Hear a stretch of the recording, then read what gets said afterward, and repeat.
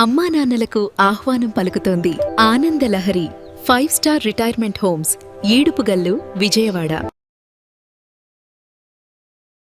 గత 2 రోజులుగా చుక్కలు చూపించిన పసిడి ధరలు ఈరోజు కాస్త శాంతించాయి. ఫిబ్రవరి 11న అంటే ఈరోజు 24 క్యారెట్ల బంగారం గ్రాముకు 27 రూపాయలు తగ్గి 15,851 రూపాయల వద్ద ట్రేడ్ అవుతుంది. వెండి మాత్రం నిన్నటి భారీ పతనం తర్వాత ఈరోజు 2,90,000 రూపాయల వరకు దగ్గర స్థిరంగా కొనసాగుతోంది. గత 3 రోజుల ధరల గ్రాఫ్ను ఒకసారి పరిశీలిస్తే సామాన్యుడి గుండె గుబేలమనేలా ఉంది. ఫిబ్రవరి 9వ తేదీన మార్కెట్ ఓ రేంజ్లో ఊగింది. ఆ రోజు బంగారం ధర గ్రాముకి ఏకంగా 131 రూపాయలు పెరిగింది. కానీ అసలైన ప్రకంపనలు వెండిలో కనిపించాయి. కేజీ వెండిపై ఏకంగా 15,000 రూపాయలు పెరిగి మార్కెట్ చరిత్రలోనే అరుదైన 3 లక్షల రూపాయల మైలురాయి తాకింది. ఆ సమయంలో ఇన్వెస్టర్లు పండగ చేసుకుంటే కొనుగోలుదారులు మాత్రం షాక్లో మునిగిపోయారు. ఇక ఆ సంతోషం ఎక్కువ కాలం నిలవలేదు.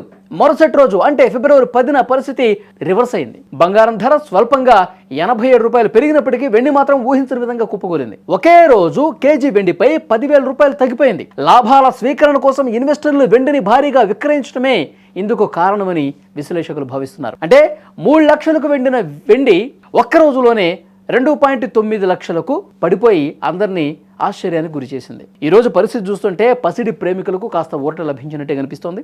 గడిచిన 2 రోజుల్లో నిరంతరం పెరిగిన బంగారం ధర ఈరోజు 27 రూపాయలు తగ్గింది. 22 క్యారెట్ల బంగారం కూడా గ్రాముకు 25 రూపాయలు తగ్గి 14,530 రూపాయల వద్ద చేరింది. వెండి ధరలో ఈరోజు ఎలాంటి మార్పు లేదు. నిన్నటి తగ్గుదల తర్వాత అదే ధర వద్ద నిలకడగా ఉంది. అంతర్జాతీయ మార్కెట్లో డాలర్ బలపట్టం, అమెరికా ఆర్థిక గణాంకాల ప్రభావం మన మార్కెట్పై స్పష్టంగా కనిపిస్తోంది. మొత్తంగా చూస్తే గత 3 రోజుల్లో వెండి కేజీకి 15,000 పెరిగి మళ్ళీ 10,000 తగ్గటం ఒక సంచలనమైన వార్త. బంగారం కూడా గరిష్ట స్థాయిల వద్ద ఒడిదుడుకులకు లోనవుతోంది. రాబోయే రోజుల్లో ధరలు మరింత తగ్గుతాయా లేక మళ్ళీ రికార్డులు సృష్టిస్తాయా అన్నది చూడాలి. ఏది ఏమైనప్పటికీ పెళ్లిళ్ల సీజన్ సమీపిస్తోంది.